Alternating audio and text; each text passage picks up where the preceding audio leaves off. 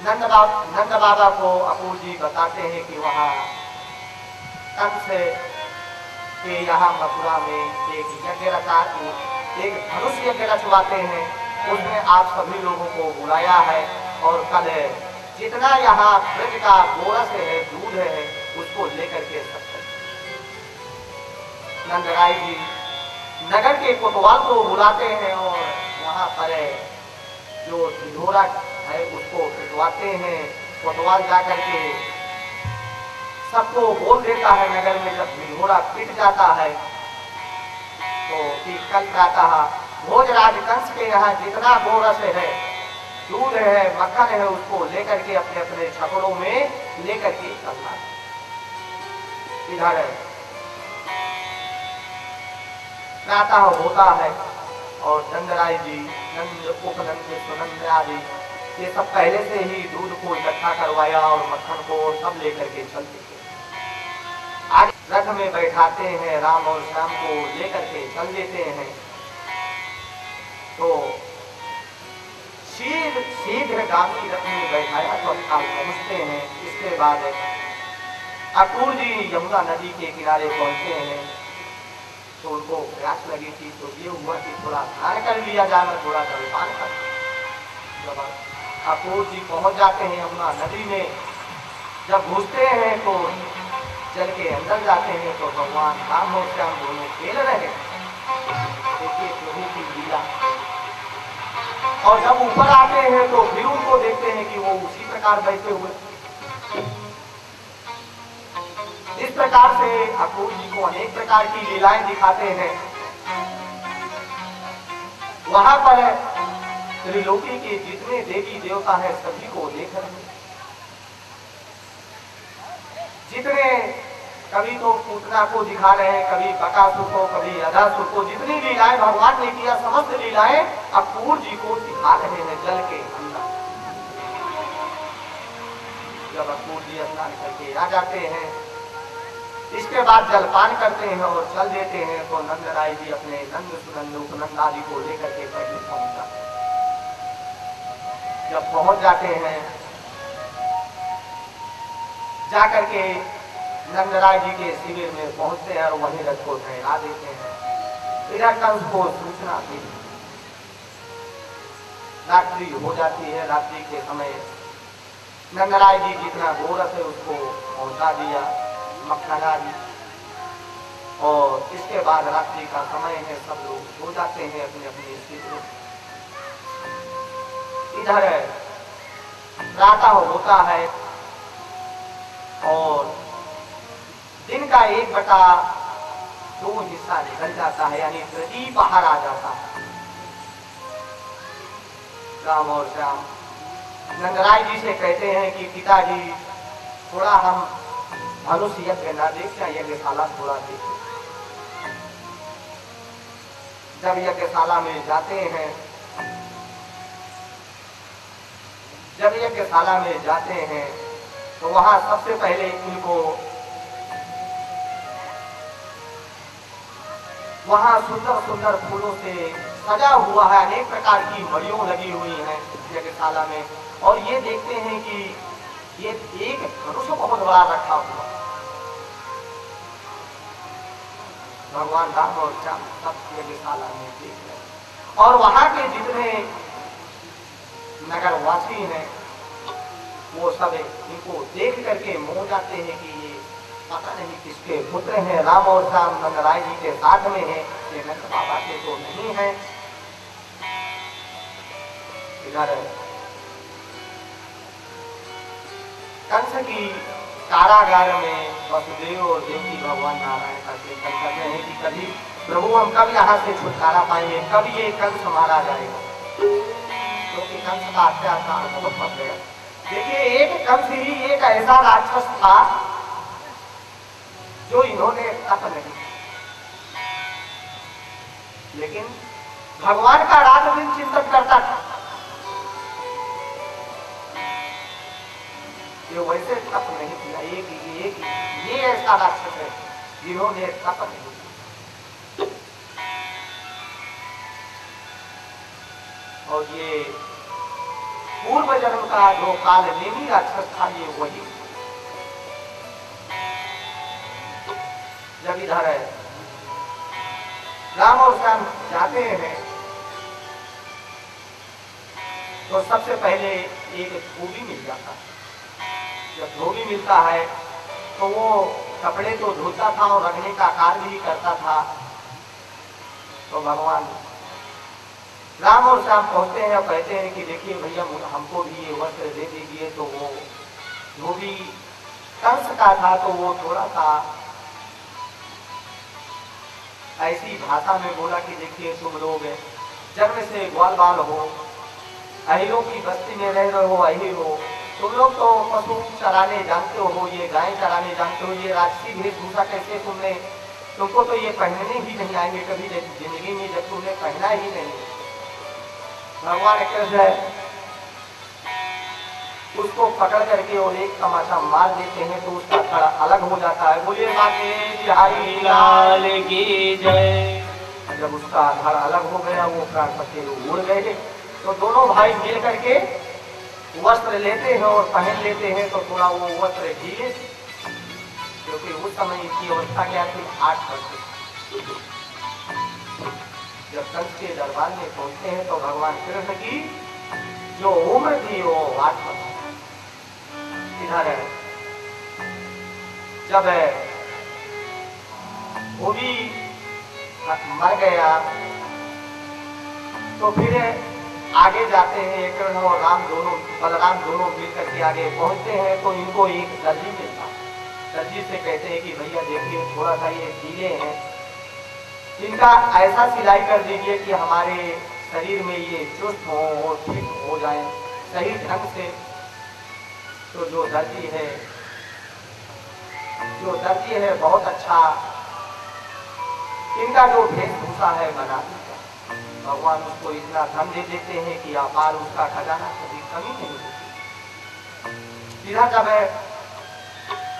थोड़ी दूर और जाते हैं तो एक माली था जो नित्य प्रतिदिन भोजराज कंस के लिए हाथ दिया करता था। उसके पास जाते हैं, कहते हैं भैया, उसका नाम था सुदामा। कहें भैया सुदामा ऐसा है ये हाथ किसके लिए? उन्होंने कहा कि ये भोजराज कंस के लिए। कहने ऐसा है आप हमको भी थोड़ा सा पहना दीजिए।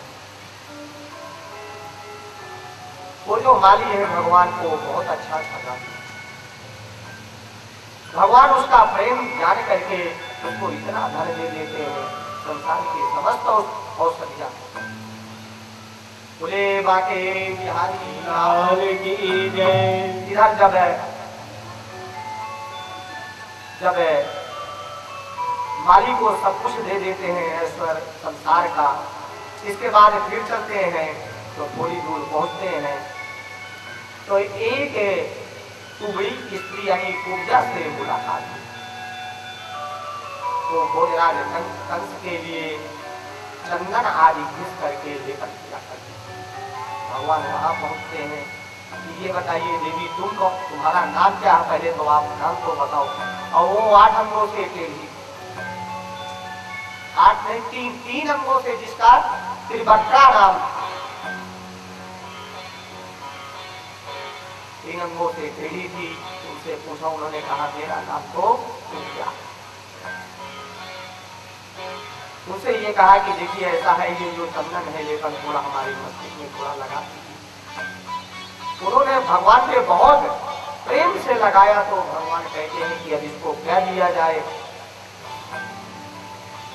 भगवान उनके खोली में उंगली लगाते हैं और अपने पैर के पंजों से उनका पैर दबा देते हैं। थोड़ा हल्का थोड़ा इशारा करते हैं तो उसकी जो शरीर है वो सीधी हो जाती है और इतनी सुंदर स्त्री बन जाती है कि बहुत अच्छा ये भगवान।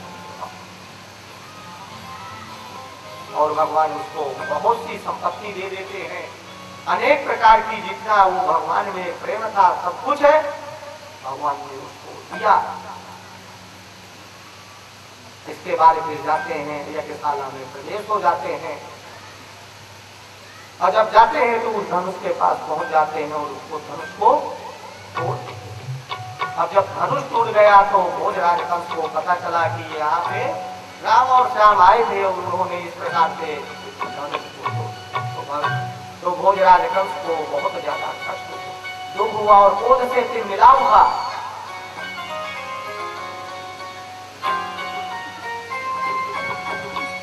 दूसरे दिन ये फिर से अपने सायंकाल फिर अपने शिविर में वापस आ जाते हैं। रात्रि होती है, दूसरे दिन फिर प्रातः होता है और इसके बाद झारूसी अपने के यज्ञशाला में जाने के लिए तैयार होते हैं। दोनों बालक और चल देते हैं। तो सबसे पहले कोयलापीठ नाम का हाथी मिलता है। जब वहाँ कोयलापीठ नामक हाथी मिलता है, उनसे भोजराज कंस महावत को लगाए था कि जब ये आए तो राम और श्याम दोनों को मरवा देना हाथी से। महावत ने हाथी को इशारा किया। भगवान कृष्ण को जब वो पकड़ने को किया तो भगवान ने उनके सूंड को पकड़ा और बहुत दूर तक पीछे ढेल दिया। कम से कम 100 हाथ पीछे ढेल दिया।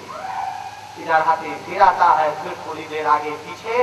इसके बाद भगवान कृष्ण हाथी का सूंड पकड़ते हैं और घुमा करके पृथ्वी पर पटक देते हैं। बोले बाके बिहारी लाल की जय। हाथी का बड़ासन, कोयलापीठ नामक हाथी का बड़ासन सुन करके जो भोजराज कंस है उसका जो क्रोध है तिलमिला उठता है और कहता है पकड़ो और मारो। इस प्रकार से तो फिर ये पहुंचते हैं कि उनके जो बहुत बड़े बलवान थे, जो चाणूक और मुष्टिक।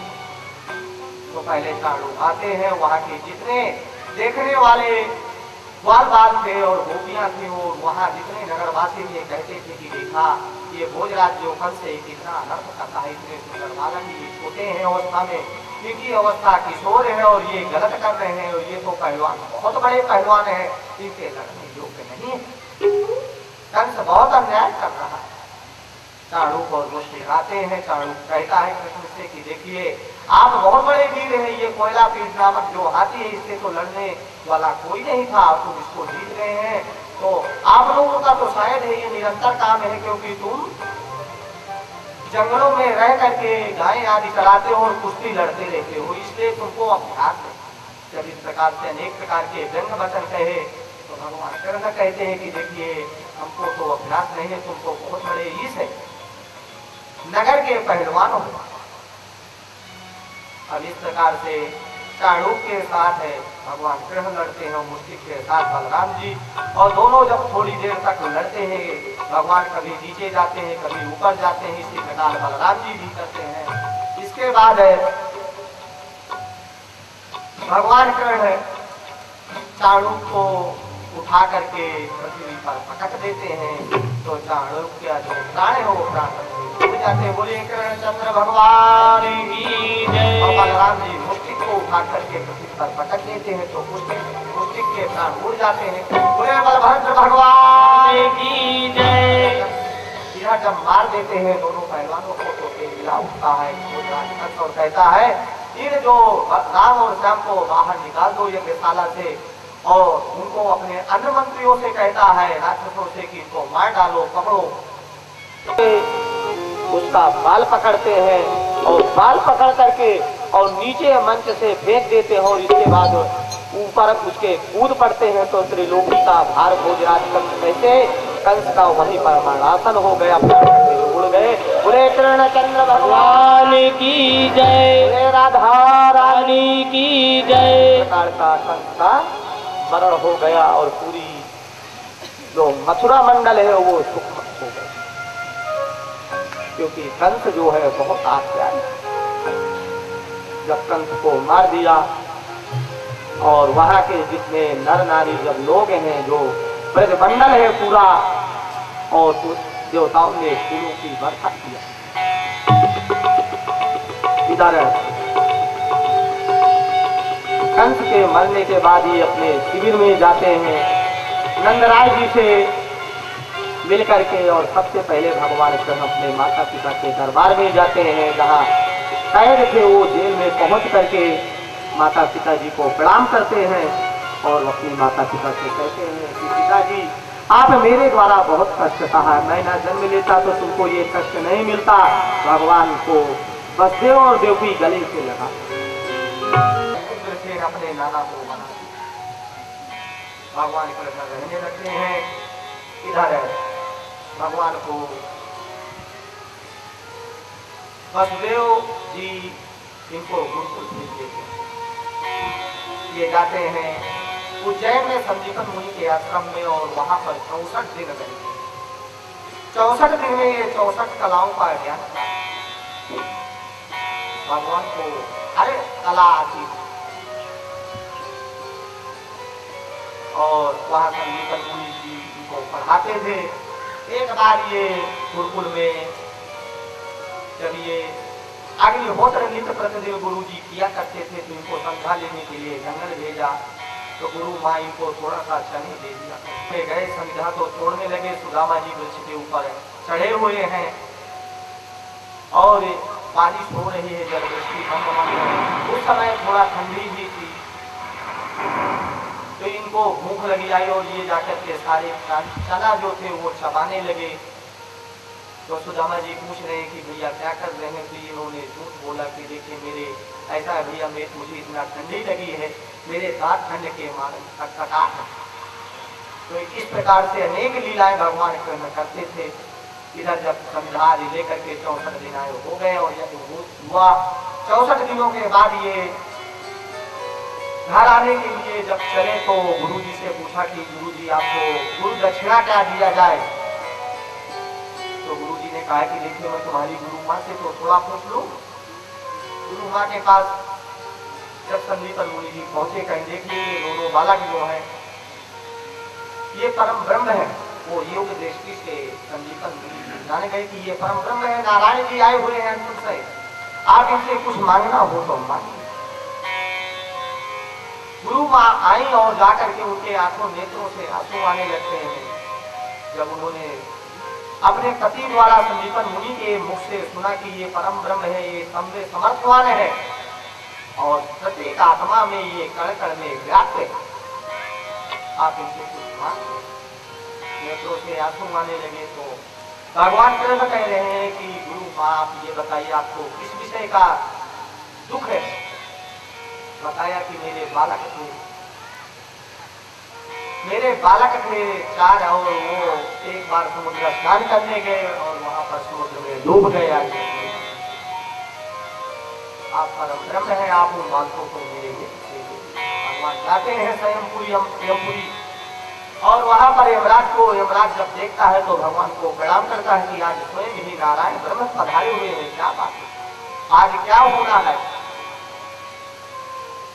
यमदेव डर जाता है और आता है, तत्काल नमस्कार करता है, प्रणाम करता है और कहता है प्रभु आप बताइए कोई भूल तो नहीं हुई। भगवान कृष्ण कहते हैं कि हमारे गुरु जी के जो है आप पुत्र ले आए हो और उनको आप दे दीजिए। उस समय वो सुतल लोक में राजा बलि के यहाँ चारों पुत्र थे। जब जो बताते हैं पुत्र वो सुतल लोक में राजा बलि के यहाँ है, उनको बुलवाते हैं और इनको दे देते हैं। भगवान कृष्ण को लेकर के गुरु माँ को एक चरणों में बैठा देते हैं कि ये लीजिए, बोले वृंदावन बिहारी लाल की जय। इधर गुरु माँ आकर के अपने बच्चों को बहुत प्रसन्न होते हैं और इधर भगवान कृष्ण और श्याम दोनों आकर के ब्रज में अपने माता पिता के पास आकर के इधर गुरुकुल के आने के बाद बहुत दिन हो गए तो उद्धव जी कहते थे कि जो ज्ञान बल बड़ा। भगवान कृष्ण कहते हैं उद्धव जी को, देखिए उद्धव आप समझ जाइए प्रेम बल बड़ा। तो भगवान कृष्ण को भेजते हैं संदेशा कुछ लेकर के गोपियों का, क्या बताइए और देखिए कि प्रेम बल बड़ा है या ज्ञान बल बड़ा है। तो ज्ञान बल जो है बड़ा नहीं है, भगवान कृष्ण कह रहे हैं प्रेम बल बड़ा। और उद्धव जी कह रहे हैं कि मैं नहीं मान सकता। तो उद्धव जी चल देते हैं। जगत में सारे और सारे जगत में सारे और कुछ सार नहीं है। सार नहीं है। प्रेम जगत में सार और कुछ सार नहीं है। प्रेम जगत में सार और कुछ सार नहीं है। प्रेम जगत में सार और कुछ सार नहीं है। प्रेम जगत में सार और कुछ सार है। प्रेम जगत में सार और कुछ सार नहीं है। कहा घन श्याम से उधो की वृंदावन चला जाना और वहाँ की गोपियों का कुछ ज्ञान तत्व बतलाना। विरह की वेदना में वे सदा बेचैन रहती है और निरर्थक लोग लीला का यही गुणगान करती है। जगत में सार और कुछ सार नहीं है। प्रेम जगत में सार और कुछ सार नहीं है। जगत में सार और कुछ सार नहीं है। प्रेम जगत में सार और कुछ सार नहीं है। जगत में सार और कोई सार नहीं है। प्रेम जगत में सार